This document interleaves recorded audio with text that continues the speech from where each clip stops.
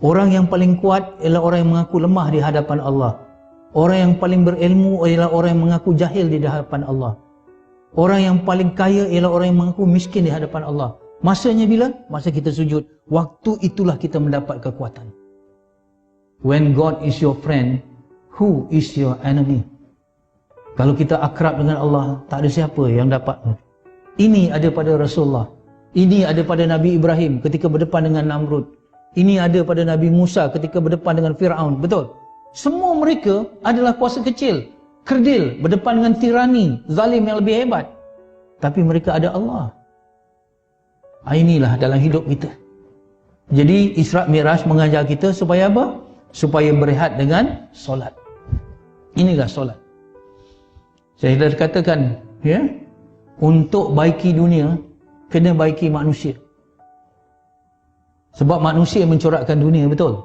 Nak baiki dunia, baiki manusia. Nak baiki manusia, baiki hatinya.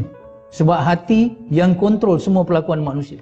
Untuk baiki hati manusia, baiki solatnya. Itu je. Baiki solat. Solat adalah kualiti kehidupan kita. Kita nak tahu kualiti kita hidup ni sekarang okey tak? Okey. Kualiti atau tidak? Oh, saya ikut okey. Sekarang pensioner, tak ada apa. Sekarang saya dah bekerja bagus, stable, semua well to do.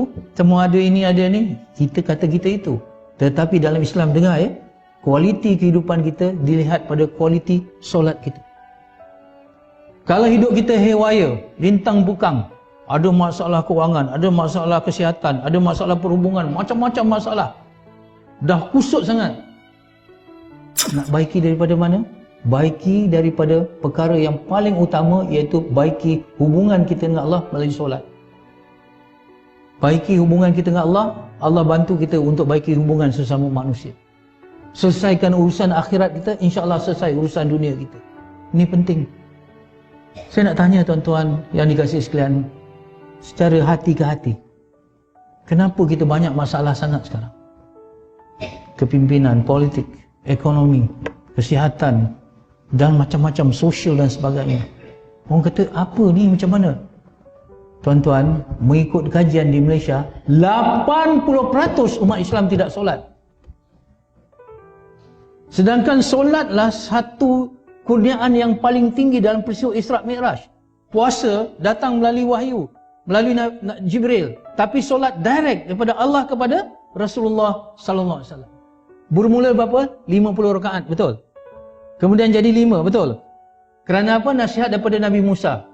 Saya tak melihat negotiation, ya, yang dibenarkan dalam menerima satu hukum.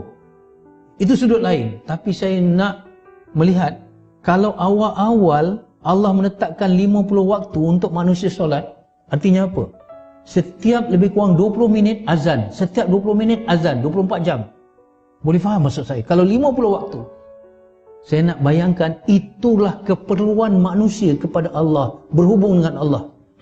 Manusia ni khuliqal insana dha'ifa, kata dalam Quran. Manusia ni dicipta lemah, keluh kesah. Dia perlu berhubung kepada Allah. Kalau ikut awal-awalnya setiap 20 minit kena hubung, tapi sekarang 5 waktu.